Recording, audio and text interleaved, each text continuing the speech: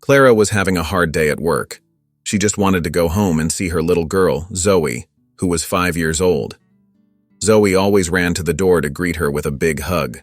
But when Clara opened the front door, it was very quiet, and something felt strange. "Zoe?"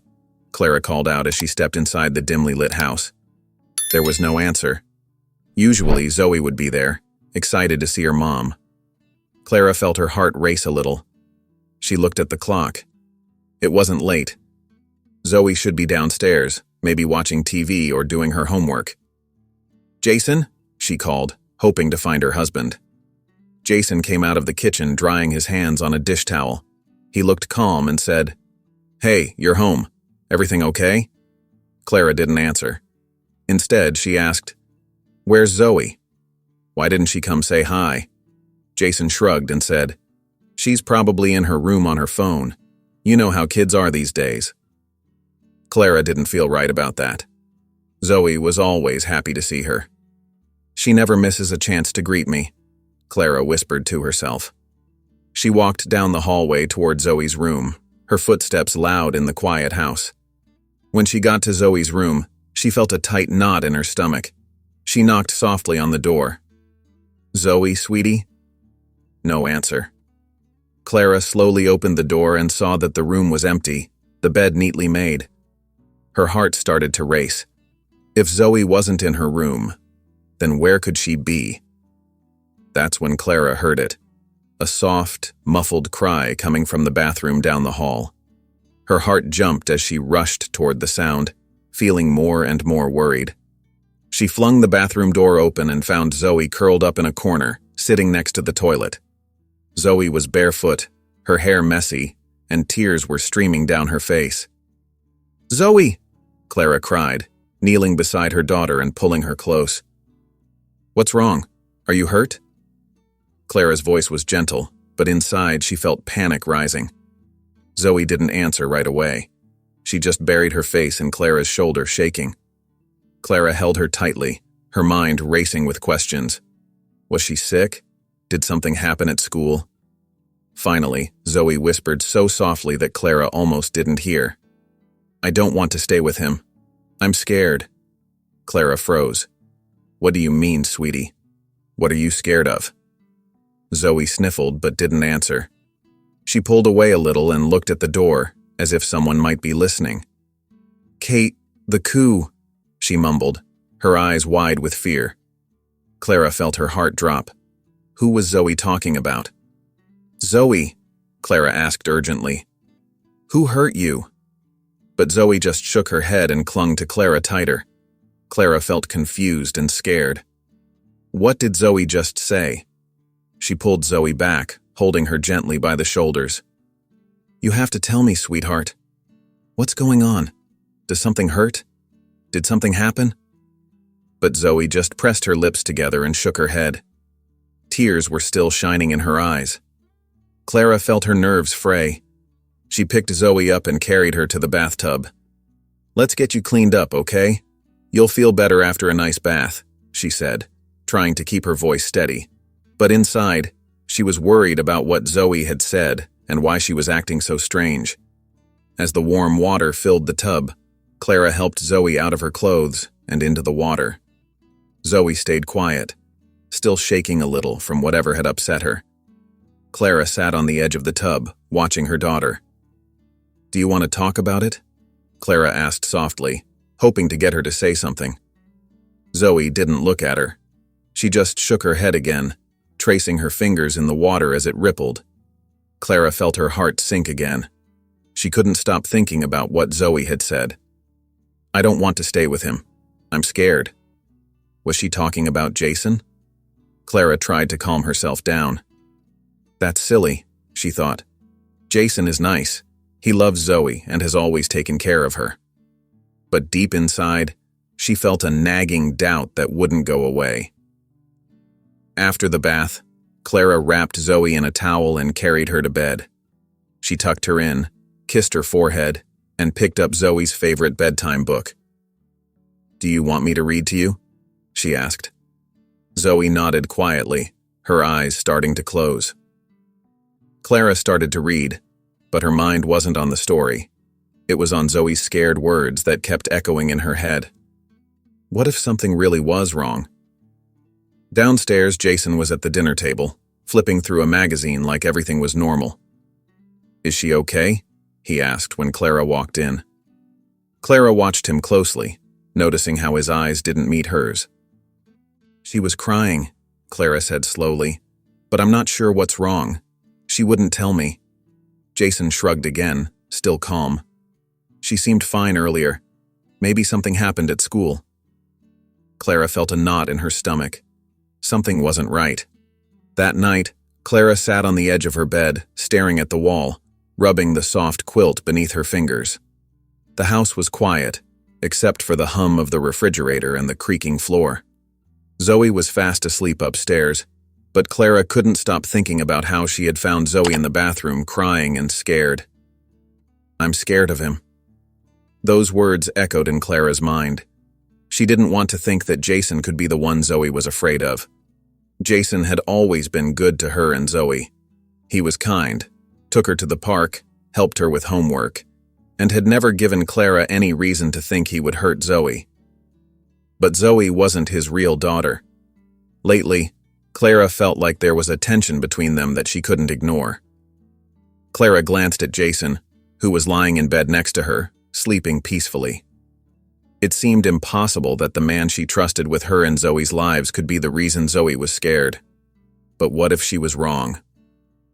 The next morning, Clara decided she needed to talk about her worries. After Zoe went to school, she found Jason in the kitchen, reading the newspaper and sipping coffee. Clara stood in the doorway trying to find the right words. "Jason," she started, feeling nervous. He looked up and raised an eyebrow. "I need to talk to you about something," Clara said, stepping into the kitchen. Her heart was pounding. "Last night, Zoe seemed really upset. She told me she was scared of you." Jason's expression changed and confusion crossed his face. "Scared of me? Why would she say that?" Clara felt unsure how to continue. "She wouldn't tell me why, but she said her body hurt. Did something happen yesterday?" Jason set his coffee down and his face grew serious. "I didn't do anything to her, Clara. I would never hurt Zoe." Clara felt a little relief but still had doubts. "But she said her body hurt," she reminded him. Clara was worried about her daughter, Chloe. She asked Jason, her husband, if anything bad had happened, but he said no, too quickly. Clara wanted to believe him, but something didn't feel right. Chloe was acting strange. She would flinch when Jason came into the room and didn't want to be around him. Instead of eating dinner with them, she would go to her room. Clara noticed that Chloe started having nightmares. One night, Clara woke up to Chloe's screams. She rushed to Chloe's room and found her tangled in her blankets, crying and scared. Chloe was saying, "Don't hurt me." Clara comforted her, telling her it was just a dream and that she was safe. But the fear in Chloe's eyes made Clara very worried. As days passed, Chloe's nightmares got worse. One day, when Clara came home from work, she didn't hear Chloe say hello. Her heart sank, and she hurried upstairs. She found Chloe hiding in the closet, trembling and crying. Clara knew something was very wrong. She had to find out what was happening. The next morning, after Jason left for his walk, Clara decided to put cameras in the house. She wanted to make sure Chloe was safe. It felt wrong to spy on her own family, but she was worried. She found some small security cameras at the store and bought them. She hurried home to hide the cameras where they wouldn't be seen. One was in Chloe's room, another outside her door, and one in the living room. For days, Clara watched the videos, hoping she was wrong. At first, nothing seemed bad, but Chloe looked scared whenever Jason was around. Clara noticed how Chloe would jump up and leave if Jason tried to sit next to her.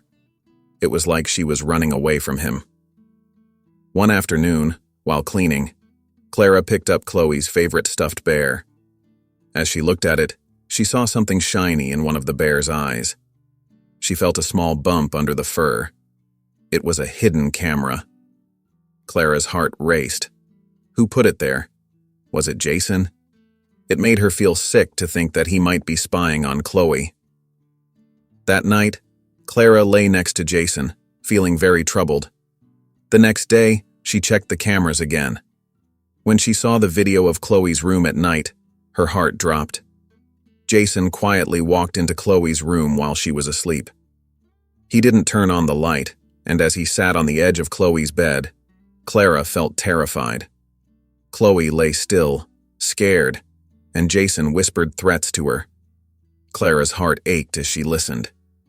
He told Chloe not to say anything, or he would hurt her. Clara wanted to scream, but stayed quiet. She had to keep watching to know the truth. The video ended with Jason leaving the room as if nothing had happened. Clara felt numb. She couldn't believe what she just saw. She grabbed her phone and called 911, asking for help. When the police arrived, she was scared but knew she had to do something. When Jason came home that evening, everything seemed normal at first. He called out, "Hey, I'm home." But when he saw Clara, Chloe, and the police officers, he froze, his face filled with confusion. Clara knew that things were about to change. Jason's eyes looked at the teddy bear on the table. Clara could see that he remembered something. "What's going on?" he asked, trying to sound confused, but Clara could hear he was worried. One of the police officers stepped forward. "Jason Martinez, you need to come with us. We're looking into some bad things you've done to a child." Jason's eyes darted to Clara, and his confusion turned into anger. "What are you talking about? I would never hurt Zoe. I love her more than anything." Clara felt sick to her stomach. The man she thought loved Zoe was lying to her. The officer showed Jason a tablet with a video Clara had shared. "We have proof. You can't deny it," he said. Jason's face darkened when he saw the tablet. He looked at the teddy bear again, and his expression changed completely. "You think you know everything?" he growled, stepping closer. "You think you're a hero?" He glared at Clara, his voice filled with hate. "You've always been so stupid and naive." Clara felt like he slapped her with his words. She was scared. Jason wasn't hiding his real self anymore. The officer's hand moved toward his taser. "Jason, step back now." But Jason kept staring at Clara with hatred. "You think I married you because I loved you?" he shouted. "I married you to get to her." He pointed at Zoe, and Clara's heart sank. She had feared this, but now it was out in the open. "Shut up!" Clara yelled, holding Zoe tight. "You're sick! You're disgusting!" Jason laughed, but it was a cruel laugh. "You don't even know the half of it. I've been planning this for years. You were just a way for me to get close to her." Clara felt like she couldn't breathe. She was so angry and disgusted. The police officers stood ready to act. "You were so desperate for love after your first husband died," Jason continued, pacing like a wild animal. "You were begging for someone to save you, and I did, didn't I? I saved you." "You're insane," Clara shouted, holding Zoe closer. "You're a monster." "No, I'm just smarter than you. I take what I want." Jason's eyes flicked to Zoe, and his voice dropped to a scary whisper. "She's mine. She was always going to be mine." Clara's stomach turned again, and she felt sick. She had to stay strong for Zoe. "You're never coming near her again," Clara said firmly. "It's over." Jason's face twisted with rage, and without warning, he lunged at them. "You can't take her from me," he shouted. The room exploded into chaos. The officers grabbed Jason's arms and wrestled him to the ground as he screamed, "I'll kill you both! She's mine!" Clara pulled Zoe back, trying to shield her from the scary scene. Jason kept yelling as the officers pinned him down. "I'll be back," he shouted, his voice muffled by the officers. The room felt cold, but Clara squeezed Zoe's hand and smiled. "We're just going to talk, sweetheart. You're safe here. No one will hurt you." Zoe didn't say anything but leaned a little closer, showing she understood. When it was finally their turn to go in, Zoe hesitated at the door. Clara knelt down and brushed Zoe's hair away. "I'll be with you the whole time," she whispered. "You don't have to say anything you don't want to. This is just to help you feel better." Zoe slowly nodded. The psychologist, Dr. Bennett, greeted them with a warm smile.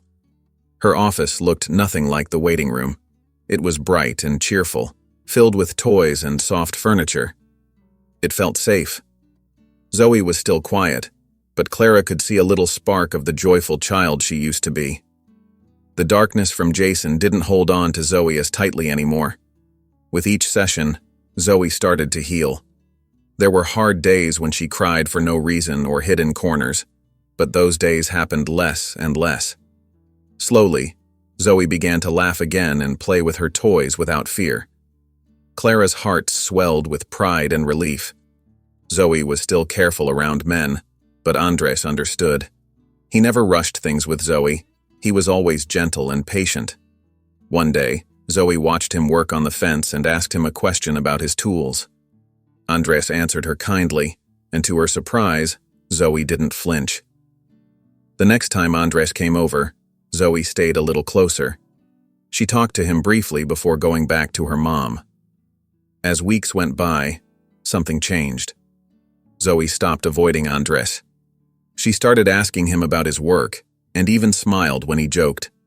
For the first time in years, Clara felt they might have a happy future without the shadows of the past. The months went by gently, bringing Clara, Zoe, and Andres closer together.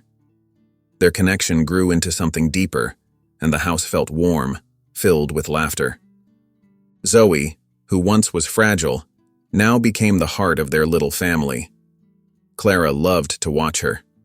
Zoe had blossomed into the bright child she was meant to be, quick to laugh and free from the shadows of her past. There were still moments when old fears came back, like during picnics or quiet dinners, but every adventure together helped build their new security. Zoe's confidence grew, and the nightmares faded away. Sometimes Zoe would still talk about Jason, but now it was with a strength Clara hadn't seen before. Zoe knew what happened, but was sure it couldn't hurt her anymore. Andres was more than a father figure. He was her protector and friend. Zoe trusted him, and Clara could see it in how she looked at him. When Clara watched them together, she knew they had come through the darkness and found the light. The shadows of the past had no power over them anymore. They had survived, healed, and built a future full of hope. For the first time in years, Clara felt everything would be okay. They were safe, happy, and together. Wow, what a powerful story, right? Even though this story isn't real, it shows how many children face tough situations. The story of Clara, Zoe, and Jason teaches us how important it is for parents to trust their feelings when something seems wrong. Clara's love for Zoe helped her find out the bad truth about Jason. We must pay attention to our children's feelings. Sometimes kids can't say what they feel, but their actions can tell us. If they have nightmares or seem scared of certain people, we should notice and help them. The story also shows us that healing takes time but can happen with support. Zoe's journey to feel better with the help of a kind therapist and Andres's love reminds us that even the hardest times don't have to decide a child's future. With love and help, healing is always possible. What did you think of the story? Did it touch your heart like it did mine? Let's talk about how we can better protect the kids in our lives. Remember, no child should go through these things alone. It's up to all of us to keep them safe.